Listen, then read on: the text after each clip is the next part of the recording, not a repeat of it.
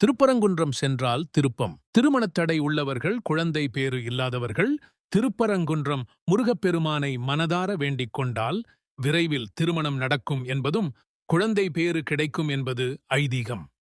திருப்பரங்குன்றம் அருள்மிகு சுப்பிரமணிய சுவாமி திருக்கோயிலில் ஜூலை 14ஆம் தேதி கும்பாபிஷேகம் நடைபெற இருக்கிறது. தமிழகத்தில் முருகப்பெருமான் எழுந்தருளியிருக்கும் கோவில்கள் ஏராளமாக இருந்தாலும் அவற்றில் முதன்மையானது அறுபடை வீடுகள். அறுபடை வீடுகளில் முதல் படை வீடான திருப்பரங்குன்றம். வாழ்க்கையில் எந்த தடை வந்தாலும் திருப்பரங்குன்றம் முருகன் கோயிலுக்கு சென்று வழிபட்டால் திருப்பம் ஏற்படும் என்பது முருக பக்தர்களின் அசைக்க முடியாத நம்பிக்கை. இந்த கோவில் முதலில் 6ஆம் நூற்றாண்டில் பாண்டிய மன்னர்களால் கட்டப்பட்டதாக நம்பப்படுகிறது. காலப்போக்கில் 8ஆம் நூற்றாண்டில் பாண்டிய மன்னர்களும் பின்னர் 16ஆம் நூற்றாண்டில் மதுரை நாயக்கர்களாலும் கோவிலில் பல விரிவாக்கங்கள் மற்றும் திருப்பணிகளை மேற்கொண்டனர். இதில் அழகான மண்டபங்கள் மற்றும் உயரமான ராஜகோபுரங்கள் கட்டப்பட்டன. திருப்பரங்குன்றம் சுப்பிரமணிய சுவாமி திருக்கோவில் மதுரையிலிருந்து சுமார் 9 கிலோமீட்டர் தூரத்தில் அமைந்துள்ளது. மூலவர் சுப்பிரமணிய சுவாமி, உற்சவர் சண்முகர், தாயார் தெய்வானை. இத்திருத்தலத்தில் முருகர் திருமண கோலத்தில் காட்சி தருகின்றார். அறுபடை வீடுகளில் மற்ற 5 தலங்களில் நின்றபடியாக காட்சி தரும் முருகன் திருப்பரங்குன்றத்தில் மட்டும் தெய்வானையுடன் மணக்கோலத்தில் வடக்கு நோக்கி அமர்ந்தபடி காட்சி தருகிறார். இந்திரனின் ஐராவதம் என்னும் யானை இந்திரனின் மகளான தேவயானையை பிரிய மனமின்றி முருகனுக்கு தொண்டு செய்வதற்கு வந்து நிற்பது போன்று அமைக்கப்பட்டுள்ளது. குடவரை கோவில் என்பதால் இத்தலத்தில் முருகப்பெருமானின் வேலுக்கே எல்லாவிதமான திருமுழுக்கும் நடைபெறுகிறது. கைலாயத்தில் சிவபெருமான் பார்வதிக்கு ஓம் எனும் பிரணவ மந்திர உபதேசம் செய்தபோது பார்வதி தேவியின் மடியிலிருந்து முருகப்பெருமானும் அவ்வுபதேசத்தை கேட்டார். புனிதமான மந்திர பொருளை ஒரு குருவின் மூலமே கற்க வேண்டும், மறைமுகமாக கற்பது தவறு என்பதனை உணர்ந்த முருகப்பெருமான் உலக நியதிக்கு ஒட்டாத ஒரு காரியமாக இது அமைந்து விட்டபடியால் இக்குற்றத்திற்கு பரிகாரம் தேடி முருகப்பெருமான் திருப்பரங்குன்றம் வந்து தவம் புரிந்தார். அப்போது சிவபெருமானும் பார்வதி தேவியும் திருப்பரங்குன்றத்தில் முருகப்பெருமானுக்கு காட்சி கொடுத்தனர். சிவன் சுப்பிரமணியர் கோயிலுக்கு எதிரே ஆதி சொக்கநாதராக அருள் பாலிக்கிறார். திருப்பரங்குன்றத்திற்குச் செல்பவர்கள் முதலில் சிவனை வணங்கிவிட்டுத்தான் முருகனை வழிபட வேண்டும் என்பது மரபு. முருகப்பெருமானுக்கு சிவபெருமான் தை மாதத்தில் பூச நட்சத்திரத்தன்று காட்சி தந்தார். எனவே தைப்பூசத்தன்று சிவபெருமானையும் முருகக் கடவுளையும் வழிபடுகின்றவர்கள் இஷ்ட சித்திகளைப் பெறுவார்கள் என்று கூறப்படுகிறது. முருகப்பெருமான் அவதாரம் செய்து சூரபத்மனை அழித்து அவனை மயிலும் சேவலுமாக்கி மயிலை வாகனமாகவும் சேவலை கொடியாகவும் ஏற்றுக்கொண்டருளினார். இதனால் துயர் களையப் பெற்ற தேவர்கள் மகிழ்ச்சியடைந்தார்கள். முருகப்பெருமானுக்கு தன்னுடைய நன்றியைச் செலுத்தும் வகையில் இந்திரன் தன் மகளாகிய தெய்வானையை திருமணம் செய்து கொடுக்க விரும்பினார். இதன்படி முருகன் தெய்வானை திருமணம் இந்த திருப்பரங்குன்றத்தில் நடந்தது. திருமண விழாவில் பிரம்மா விவாக காரியங்கள் நிகழ்த்த சூரிய சந்திரர்கள் ரத்ன தீபங்கள் தாங்கி நிற்க, பார்வதி பரமேஸ்வரர் பரமானந்தம் எய்தி நிற்க, இந்திரன் தெய்வயானையை தாரை வார்த்து கொடுக்க, முருகப்பெருமான் தெய்வயானையை திருமணம் செய்து கொண்டதாக திருப்பரங்குன்ற புராணம் கூறுகிறது. இந்த கோவிலினின் கருவறையில் முருகப்பெருமானின் திருமணச் சடங்கிற்கு அனைத்து தெய்வங்களும் வந்திருந்து வாழ்த்தும் வகையில் ஒரே கருவறையில் 5 சன்னதிகள் அமைக்கப்பட்டுள்ளது. எங்கும் இல்லாத தனிச்சிறப்பு.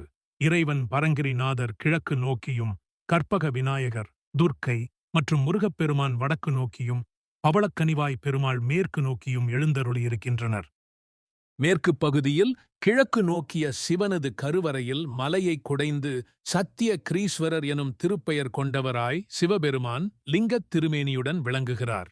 குடைவரை கோவிலான இத்திருக்கோவில் சிவபெருமானுக்காகவே தோற்றுவிக்கப்பட்ட போதிலும் பிற்காலத்தில் இது முருகப்பெருமானின் சிறப்புத் தலமாக விளங்கி வருகிறது. சிவபெருமானுக்காக கிபி 770ஆம் ஆண்டு பராந்தகன் ஆட்சிக் காலத்தில் திருப்பரங்குன்றத்து கோயிலுக்கு திருப்பணி செய்து அங்கு திருக்குளம் அமைத்து துர்க்கைக்கும் சேஷ்டைக்கும் குடைவரை கோயில்களை தனித்தனியே அமைத்ததாக கல்வெட்டு கூறுகிறது. விழாக்காலங்களில் பாண்டிய மன்னர்கள் இங்கு வந்து வழிபட்டுச் செல்வதை வழக்கமாக கொண்டிருந்தனர். அரசர்கள், அவர்தம் தேவியர் மற்றும் அலுவலர்கள் மட்டுமன்றி இங்கு வாழ்ந்த மக்களும் திருப்பரங்குன்றம் முருகன் கோயில் வளர்ச்சியிலும் வழிபாட்டிலும் தங்கள் பங்களிப்பை செய்துள்ளனர். முருகனின் கோயில் உள்ள குன்று சிவலிங்க வடிவில் அமைந்துள்ளதால் பரங்குன்று என்றும் சிவன் பரங்குன்றநாதர் என்றும் பெயர் பெற்றதாக கூறப்படுகிறது. பரன் என்பது சிவனை குறிக்கும். சிறப்பை உணர்த்தும் விதமாக திரு அடைமொழியுடன் திருப்பரங்குன்றம் என வழங்கப்படுகிறது. குன்றையே சிவலிங்கமாக பாவித்து வழிபடும் வழக்கம் இன்றும் உள்ளது. இம்மலையை நாள்தோறும் வலம் வந்து வழிபட்டால் தொழுவாரின் வினைகளெல்லாம் தீர்ந்துவிடும் என்று திருஞான சம்பந்தர் பாடியுள்ளார். இம்மலையின் உயரம் சுமார் 190 மீட்டராகும். தற்போது பௌர்ணமி நாட்களில் ஆயிரக்கணக்கானோர் திருப்பரங்குன்றத்தை வலம் வருகின்றனர். இக்கோயிலின் ராஜகோபுரமானது 1505ஆம் ஆண்டு கிருஷ்ணப்ப நாயக்கரின் மைந்தர் வீரப்ப நாயக்கரால் கட்டப்பட்டதாகும். 150 அடி உயரமுள்ள 7 நிலைகள் கொண்ட இராஜகோபுரம் ஐம்பொறிகள், மனம் மற்றும் புத்தி ஆகிய 7 நிலைகளை குறிக்கும். கோயில் உள்ளே நுழைந்ததும் ராணி மங்கம்மாள் ஆட்சிக் காலத்தில் கட்டப்பட்ட சுந்தரபாண்டியன் மண்டபம் என்று அழைக்கப்படும் ஆஸ்தான மண்டபத்தில் சிற்ப வேலைப்பாடுகள் கண்ணை கவரும் விதத்தில் அமைக்கப்பட்டுள்ளது.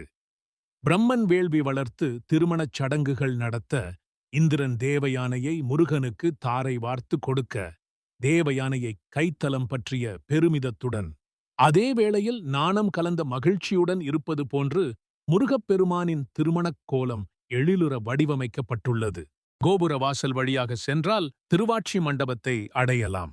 இங்கு சமய சொற்பொழிவுகள், விழா நிகழ்ச்சிகள், இசை நிகழ்ச்சிகள் மற்றும் ஆனி மாத ஊஞ்சல் திருவிழாவும் பங்குனி மாத சுவாதி நட்சத்திரத்தன்று நடைபெறும் திருக்கல்யாண உற்சவமும் நடைபெறுகின்றன. முருகப்பெருமானை வழிபட்டுவிட்டு இடதுபுறம் உள்ள வாயில் வழியாக கீழே இறங்கினால் கீழ்ப்பகுதியில் குகை கோவில் ஒன்று அமைந்துள்ளது. அங்கே அன்னபூரணி உலக உயிர்களுக்கு உணவு அளித்து காக்கும் தெய்வமாக காட்சி தருகிறாள். குன்றின் அடிவாரத்தில் கிழக்கு பகுதியில் சரவண பொய்கை அமைந்துள்ளது. இந்த சரவண பொய்கை கரையில்தான் முருகனை நினைத்து தெய்வ யானை தவமிருந்ததாக கூறப்படுகிறது. பிற தீர்த்தங்களை விட இதற்கு ஒரு தனிச்சிறப்பு உண்டு. ஏனெனில் இது முருகப்பெருமானின் வேலினால் உருவாக்கப்பட்ட பெருமைக்கு உரியது. இத்தீர்த்தத்தில் நீராடாமலேயே இதனை கண்டாலோ தொட்டாலோ தீவினைகள் யாவும் அகன்றுவிடும் எனவும் எண்ணிய காரியங்கள் கைகூடும் எனவும் நம்பப்படுகிறது. திருப்பரங்குன்றம் கோயிலில் வெள்ளை நிற மயில்களை காணலாம். முருகனின் தரிசனம் காண தேவர்கள் மற்றும் முனிவர்கள் வெண்ணிற மயில் வடிவில் இங்கு வசிப்பதாக நம்பிக்கை உள்ளது. பங்குனி திருவிழா நடக்கும் 15 நாட்களும் காலையில் சிம்மாசனத்திலும், மாலையில் தங்கமயில், தங்க குதிரை, வெள்ளி ஆட்டுக்கிடாய், யானை, அன்னம், சேஷம், பச்சை குதிரை ஆகிய வாகனங்களிலும் தினம் ஒன்றில் சுவாமி எழுந்தருளி வீதி உலா வந்து அருள்பாலிப்பார். பங்குனி உத்திரம், சூரசம்ஹாரம், பட்டாபிஷேகம், முருகன் தெய்வானை திருக்கல்யாணம் போன்ற விழாக்களும் இக்கோயிலில் சிறப்பாக நடைபெற்று வருகிறது. பங்குனி சுவாதியன்று நடைபெறும் திருக்கல்யாண விழாவில் கலந்து கொள்ள மதுரையில் இருந்து மீனாட்சி மற்றும் சொக்கநாதர் திருப்பரங்குன்றம் எழுந்தருள்வர். ஒவ்வொரு ஆண்டும் கார்த்திகை தீபத் திருவிழா வெகு விமரிசையாக கொண்டாடப்பட்டு மலை மேல் மகாதீபம் ஏற்றப்படுகிறது. தமிழ் கடைச்சங்கத்தின் தலைவர் நக்கீரன் சிவபெருமானுடன் வாதம் புரிந்து சாபம் பெற்று நோய்வாய்ப்பட்டு அவதியுற்றார்.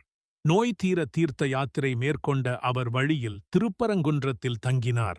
சரவண பொய்கை கரையில் ஆலமரத்து அடியில் பஞ்சாஷர பாறையில் அமர்ந்து சிவனை தியானித்து வழிபாடு செய்தார். அப்போது மரத்தில் இருந்து உதிர்ந்த ஓர் இலையின் ஒரு பாதி நிலத்தில் விழுந்து பறவையாகவும் மறுபாதி நீரில் விழுந்து மீனாகவும் மாறியது. அந்த அரிய காட்சியை கண்ட நக்கீரர் தியானம் கலையப் பெற்றார். அக்காட்சியில் அவர் மனம் லயித்த போது கர்முகி என்ற பூதம் அவரை தூக்கிச் சென்று குகையில் வைத்தது. அங்கிருந்து தப்பிக்க அவர் திருமுருகாற்றுப்படை பாடினார். பாடபாட முருகனின் வேல் குகையை பிளந்து பூதத்தைக் கொன்று நக்கீரனை காப்பாற்றியது. குகையில் இருந்து நக்கீரன் காப்பாற்றப்பட்டதின் நினைவாக ஒவ்வொரு ஆண்டும் புரட்டாசி மாதம் நவராத்திரிக்கு முன்பாக முருகனின் வேல் ஆனது மலை உச்சிக்குக் கொண்டு செல்லும் விழா நடைபெற்று வருகிறது. முருகப்பெருமானின் அறுபடை வீட்டுக் கோயில்களுள் நக்கீரர் திருமுருகாற்றுப்படை பாடிய தலமும் இதுவே. சைவ வைணவ வேறுபாடு இல்லாமல் கருவறை பெரியதாக 5 தெய்வத் திருவுருவங்களைக் கொண்டு அமையப் பெற்றுள்ளது எங்கும் காணக் கிடைக்காத திருக்கோலம். திருஞான சம்பந்தரும் சுந்தரமூர்த்தி நாயனாரும் வழிபாடு செய்து பதிகங்கள் பாடிய தலம். இது ஒரு குடைவரை கோயில். எனவே விமானம் கிடையாது. குன்றே விமானமாக பாவிக்கப்படுகிறது. பிற கோவில்களைப் போன்று திருச்சுற்றுப் பிரகாரங்கள் கிடையாது. கருவறையையோ மூலவரையோ உற்சவரையோ வலம் வருதல் என்பது இத்திருக்கோயிலில் இயலாது. ஒரு நேர்கோட்டில் சென்று வழிபட்டுச் செல்லும்படியாக இக்கோயில் அமையப் பெற்றுள்ளது. அறுபடை வீட்டு முருகன் கோயில்களுள் இக்கோயில் அளவில் பெரியதாகும்.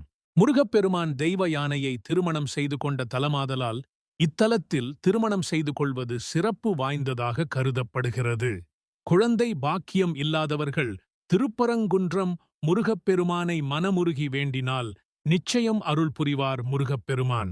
எத்தனை இன்னல்கள் வந்தாலும் திருப்பரங்குன்றம் சென்றால் வாழ்வில் திருப்பம் வரும். வர முடியாதவர்கள் முருகப்பெருமானை மனதார நினைத்து துதித்தாலே உள்ளம் குளிர்ந்து உச்சி முகர்ந்து பக்தர்களுக்கு நல்வாழ்வளிப்பான் முருகப்பெருமான்.